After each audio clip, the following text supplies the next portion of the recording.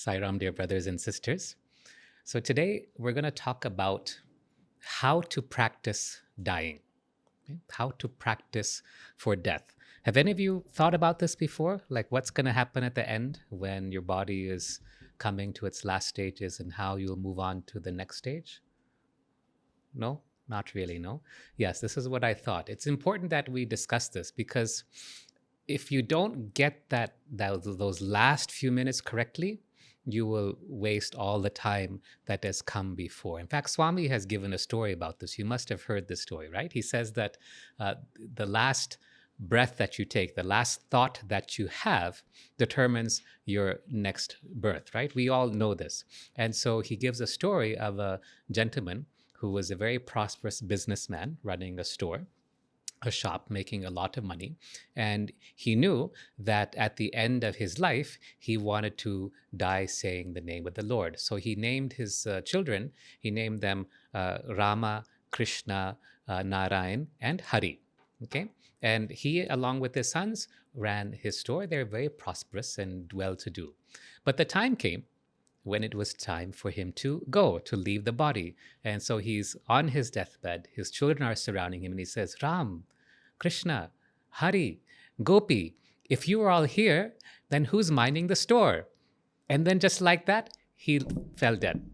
And that was his last thought, was that who's minding the store? And so Swami gives the story to say that it doesn't matter if you do all these tricks, he says, unless you remember God with every breath, only then will you remember God with your last breath. Okay, so this is the notion that I want to take, but I'm going to show you how to practice for this. Okay, how do you practice for that last breath? Now, it's important. I'm going to give you a true story. When I was in medical school, after lunch, we went to the washroom, and one of my classmates was at the sink and he was brushing his teeth. And, I was in my early 20s. I was just pulling his leg. I said, man, thank goodness you're brushing your teeth because your breath really stinks, I said to him. And then he laughed and he says, actually, I learned this from one of my mentors.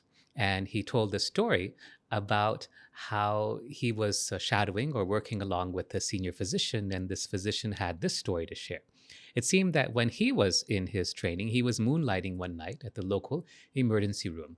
And it was late in the evening. It was around 2 in the morning or 2 at night. And the traffic or the rush of the emergency room had started to settle down. So we went back to the doctor's room to read some medical journals. In those days, we had these things called the books. You might remember them. And so he was reading a medical journal, which was actually a hard copy. And so he was reading this. And then suddenly one of the nurses burst into his room and says, Doc, come here, quick. There's this huge man outside in the waiting room, and I think he's having a heart attack.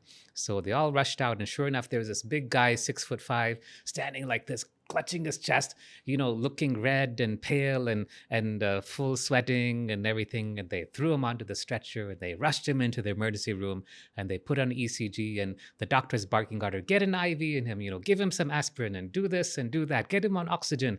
How much pain are you having? And he's shouting all these orders and getting the information from the patient. Do you smoke? What's your history? Like this he's going. All this is happening while they're trying to stabilize this patient who's having a heart attack, when suddenly this patient sits up in the bed and he looks at the doctor and he says, man, your breath really stinks. And then the patient falls back in the bed. He has a cardiac arrest and dies. And those were the last words he ever said. Now that patient, I'm sure at his next birth, is going to be working at a toothpaste or mouthwash factory, right?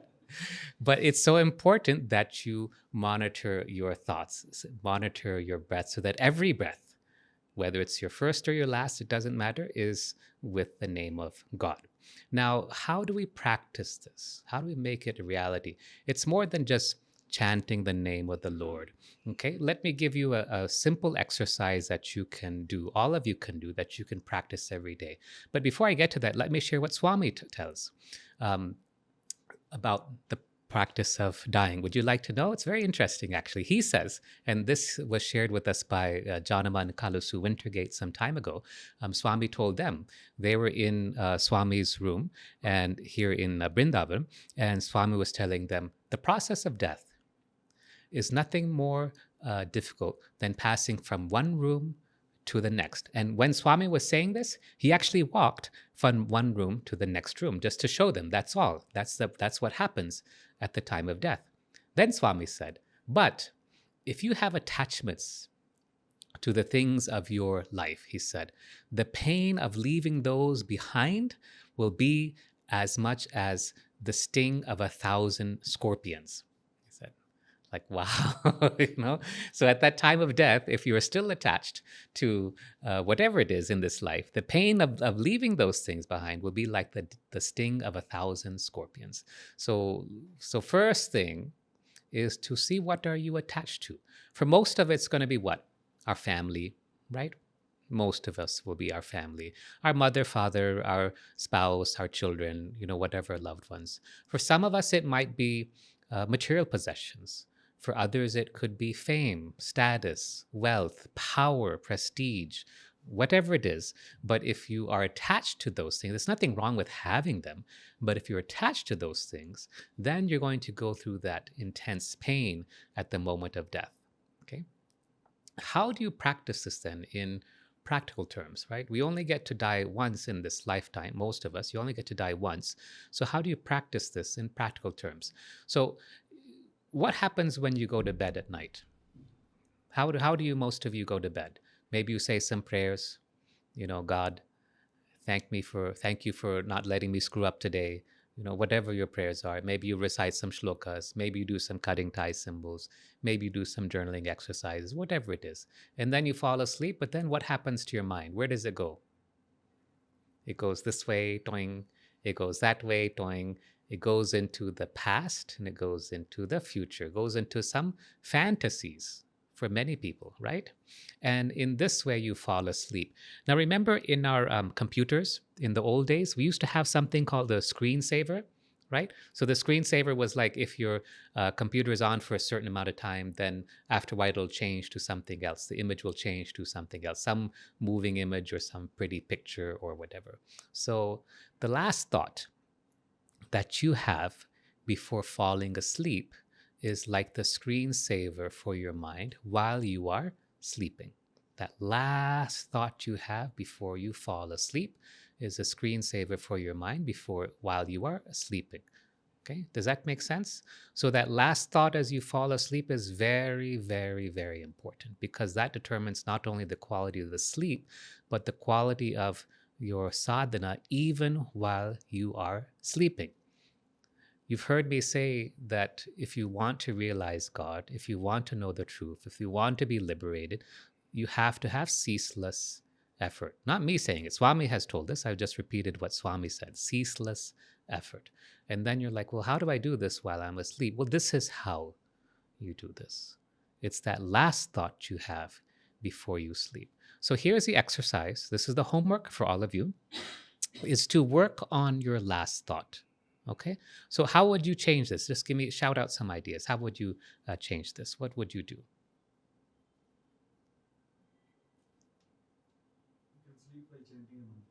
You can sleep while chanting a mantra. Okay, all right, that's a good one. So I heard from one of the professors that he does this practice. Mm-hmm. So he starts chanting and he sleeps, and he trained his mind in such a way that when he gets up, he continues that. Okay. Like as if he didn't stop. So he falls asleep chanting the mantra, and then as soon as he wakes up, he starts chanting the same mantra. Yeah, it's as if the mind is trained that it's doing continuously. Okay. And Okay. it takes a very simple mantra, not a complex. Right. Don't do like Gayatri mantra or Yeah, something he complex, takes a single word mantra, Govinda or something. So that I found very interesting. Okay. All right. That's a very good example. That's a beautiful example. What else? The same thing I did yesterday Mm-hmm. because it was Shivratri and I was doing the japa Om Namah Shivaya and I fell asleep. After quite a while. So just chanting Yeah, Om Namah chanting. Shivaya. I was sitting and chanting. Mm-hmm. Then when I was wanting to sleep, I just went and Mm-hmm. slept. So it was just at the back of my mind. It doesn't happen every day, but yesterday it happened. And when I woke up also, that thing was there. Okay. So one way to do it is with chanting. Okay. The other way to do it, what I do is I just hold the image of Swami in the mind, and I feel that I'm physically with Swami, so that I feel like I am here and Bhagavan is in front of me, before me, and we're chit chatting, we're laughing how we usually are. We're laughing about something, and as in that just laughter with Swami, then I fall asleep laughing with Swami. Okay. So this is my personal practice. Okay. So however you do, you can chant, you can have an image of the Lord before you, whether it's Sai Baba or any other form that you like is fine. But practice this way of falling asleep, because sleep is like the little death in yoga. Sleep is like the little death.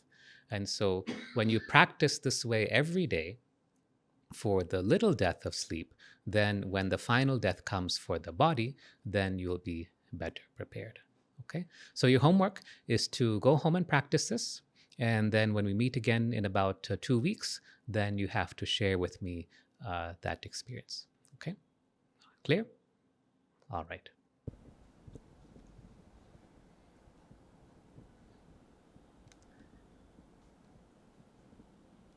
Questions, comments on sadhana? Yes.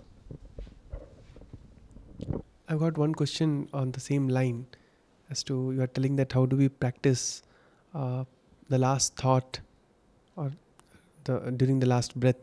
So is it also relevant that sometimes we imagine that how the last moments will be? Sometimes you keep getting those No, you times. don't know what your last moments will be, no? Yes. It's a divine secret. It's called Okay. Deva Rahasya. It's a secret of the gods. Only the gods know.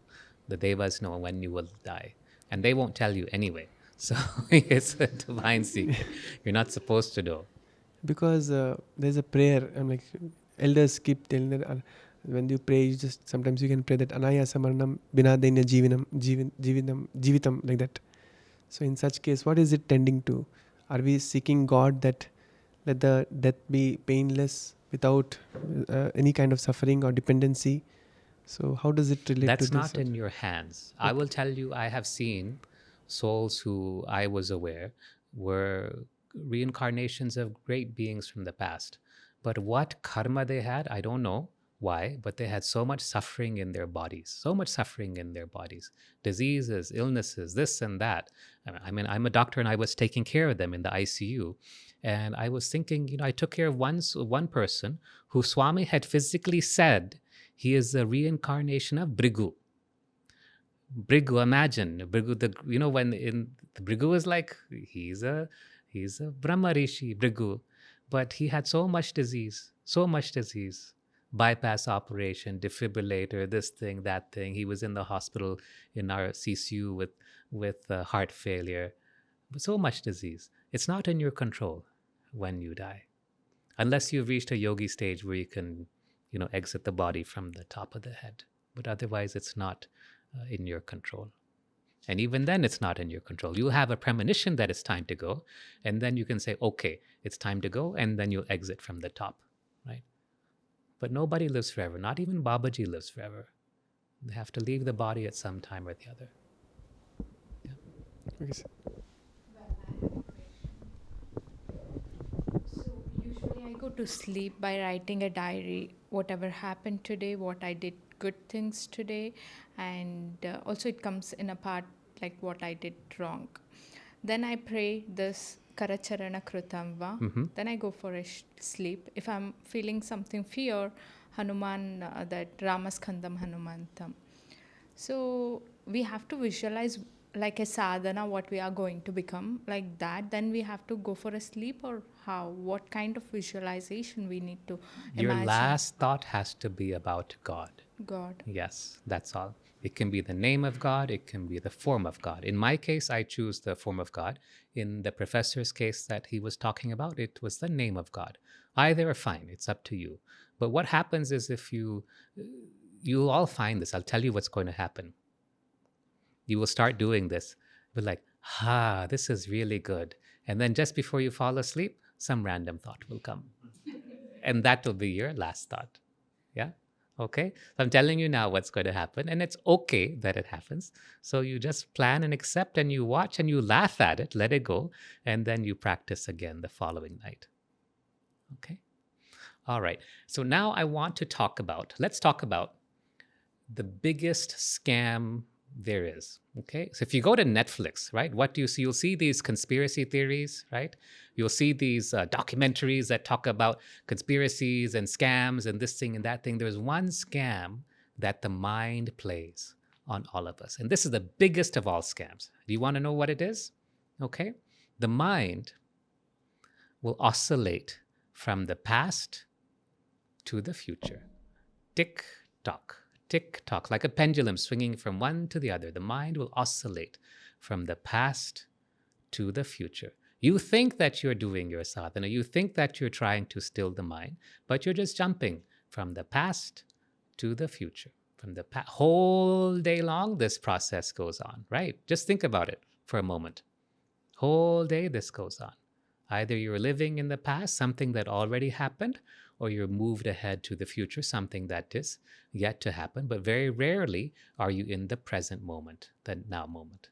Okay? Now, if that wasn't bad enough, then the mind will oscillate from sadness to resentment. Sadness to resentment. Sadness to resentment. Why did he do this? Why should he do this? How come this happened? To sadness. Ayo papam, poor me, this happened to me, whatever it is. So this is how the mind will trick you. Okay? Past, future, sadness, resentment. Okay? The biggest scam there is. This trick of the mind, it keeps you from being still. It keeps you from realizing the truth. If you want to know that you are God, if you want moksha, all you have to do is just to be still. That's all. But the mind won't allow that. It goes past, future, sadness, resentment, endlessly, like a clock always ticking. Have you noticed this before? Now that it's pointed out to you? Yes, you can see this? Yeah. Now it's like, I didn't realize I was cheated all this time. Yeah. So the second homework for this week is to watch the mind and catch it when you go into the past, when you go into the future, when you go into sadness, when you go into resentment. Sadness and resentment have different spectrums, right? So resentment can sometimes become anger, right? Sadness can sometimes become depression. It can even become severe, it can become disappointment on one end, or it can become depression. Swami says one of the chief causes for depression is living in the past, dwelling in the past, right? So it has different spectrums, each of these, depression and resentment. So watch how you are going into this. The mind will constantly trick you. And what happens with the mind is the moment you let down your guard, the mind will immediately resume its siege and you'll be lost. Okay? You want to hear a story about how this happened to two great souls? Shall I tell you? Okay. Who are the parents of Krishna? Bhagavan Sri Krishna. Who are his parents? Vasudeva and Devaki. Okay. So when they were born, Lord Vishnu appeared before them and he explained this story to them. He said, this is the third time that I had been born as your son. He said, in your previous lifetimes, you were asked or you were tasked by Manu to go and do a certain task. You were known in that birth as Sutapa and Prishni. That is, Vasudeva was Sutapa and Devaki was Prishni, husband and wife. They were married in that birth. And they had done tapasya together for 12,000 years. So you think like your 30 minutes of meditation is, nothing, something great, nothing. 12,000 years they did tapasya, okay? At the end of that 12,000 years, Sriman Narayan appeared before them.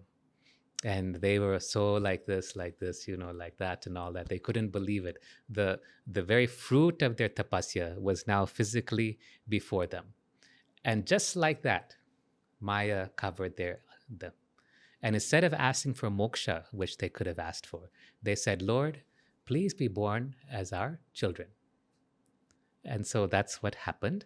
They were born again And in that birth, they had a son whose name is Prishni Garbha. Prishni Garbha. Prishni Garbha is not known much except in just a few mentions in the Puranas, but he was one of the avatars in which Vishnu was born. This is Prishni Garbha. So the son of Prishni, Prishni Garbha, and he was known for his good deeds. The second time, the second birth they took, see, they had to take more births just to fulfill this one desire. No? Just that one desire, 3 more births they had to fulfill.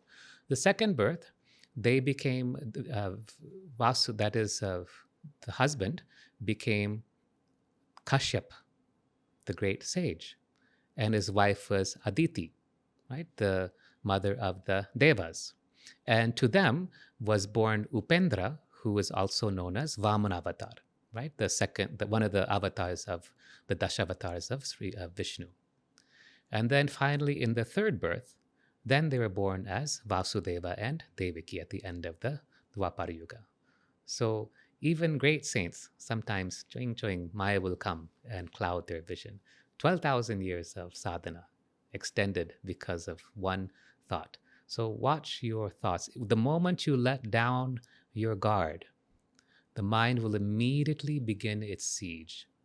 And you'll go back to the past, to the future, to depression, to resentment, to the past, to the future, to depression, to the resentment. This is how the mind will fool you. It's the biggest scam of all.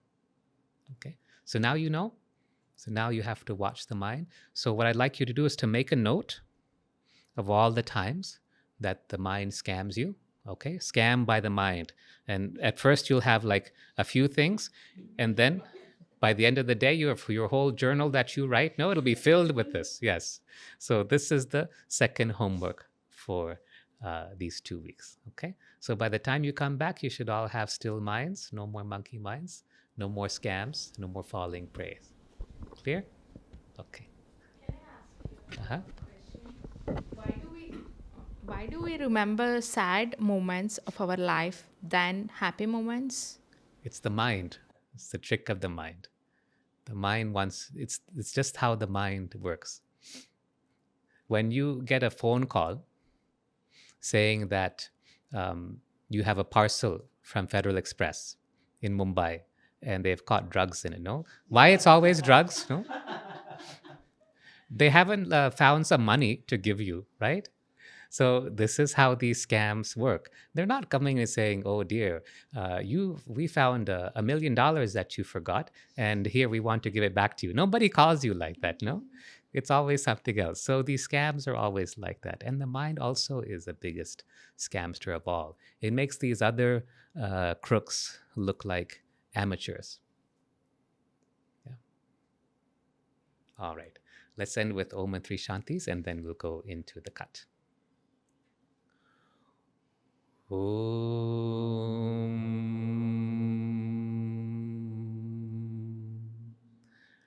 Shanti, Shanti, Shanti.